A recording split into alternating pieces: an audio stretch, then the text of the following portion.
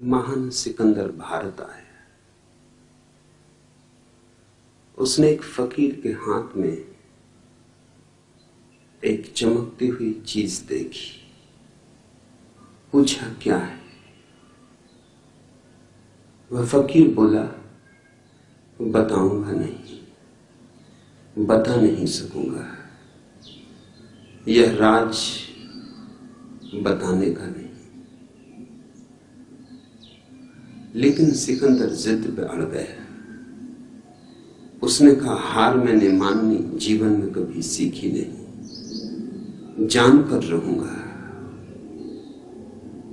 तो फकीर ने कहा, एक बात बता सकता हूं कि तुम्हारी सारी धन दौलत इस छोटी सी चीज के सामने कम वजन की है। सिकंदर ने तत्क्षण एक बहुत विशाल तराजू बुलाया और लूट का जो भी उसके पास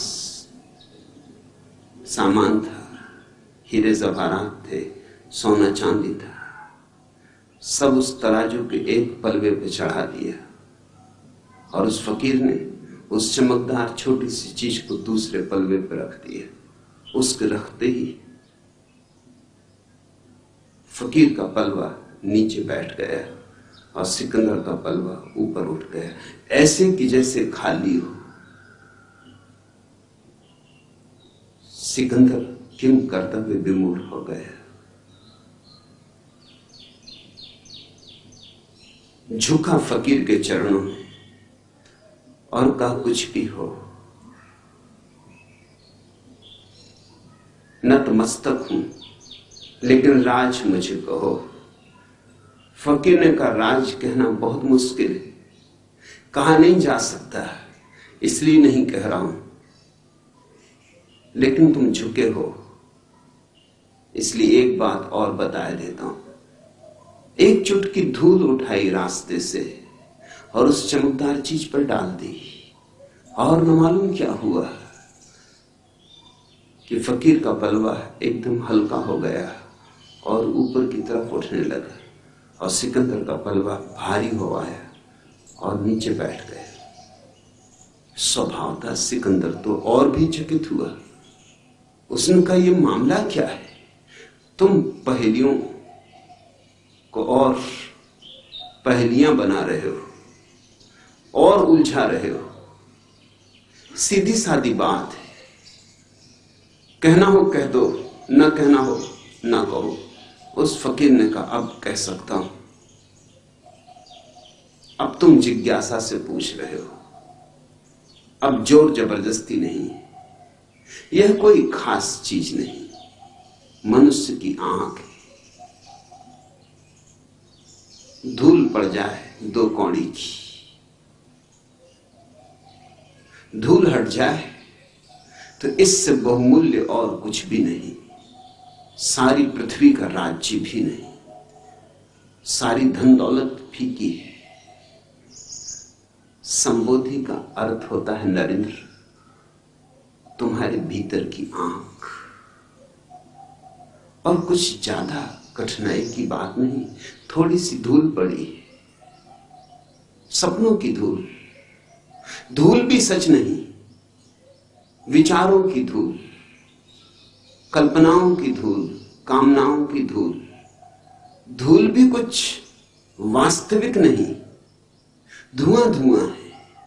मगर उस धुएं ने तुम्हारी भीतर की आंख को छिपा लिया, जैसे बादल आ जाएं और सूरज छिप जाए, बादल छट जाएं और सूरज प्रकट हो जाए। बस इतना ही अर्थ है संबोधि का। बादल छट जाएं और सूरज प्रकट हो जाए। तुम सूरज हो, बुद्धत्व तुम्हारा स्वभाव है। मगर खूब तुमने बादल अपने चारों तरफ सजा लिए, न मालूम कैसी कैसी कल्पनाओं के बादल, न मालूम कैसी कैसी कामनाओं के बादल, जिनका कोई मूल्य नहीं, जो कभी पूरे हुए नहीं, जो कभी पूरे होंगे नहीं। मगर तुम उस सब से घिरे हो जो नहीं है और नहीं होगा, और उससे चूक रहे हो जो है और जो सदा है और सदा रहेगा। संबोधि का अर्थ होता है जो है उसमें जीना, जो है उसे देखना, जो है उससे जुड़ जाना। जो नहीं है उस पर पकड़ छोड़ देना। अतीत नहीं है और हम अतीत को पकड़े हुए, बीत गया कल हम कितना संभाल के रखे हुए, जैसे हीरे जवाहरातों को कोई संभाले। राख है, अंगारा भी नहीं, अब सब बुझ चुका। जैसे कोई लाशों को ढोए, ऐसा हमारा अतीत है। और या फिर हम भविष्य की कामनाओं में उलझे, सेक चिल्ली हैं हम, सोच रहे हैं ऐसा हो, ऐसा हो, ऐसा हो जाए। कितने सपने तुम फैलाते हो, कितने सपनों के जाल बुनते हो, और इन दो चक्कियों के पाटों के बीच जो दोनों नहीं है, अतीत नहीं है, नहीं हो चुका, भविष्य नहीं है, अभी हुआ ही नहीं, इन दो नहीं के बीच जो है वर्तमान का छोटा सा क्षण, वो दबा जा रहा है। इन दो चक्कियों के बीच में तुम्हारा अस्तित्व पिसा जा रहा है। अतीत से और भविष्य से जो मुक्त हो गया वह संबुद्ध है, वह बोधि को उपलब्ध हुआ, उसकी आंख खुली, उसकी आंख से धूल हटी।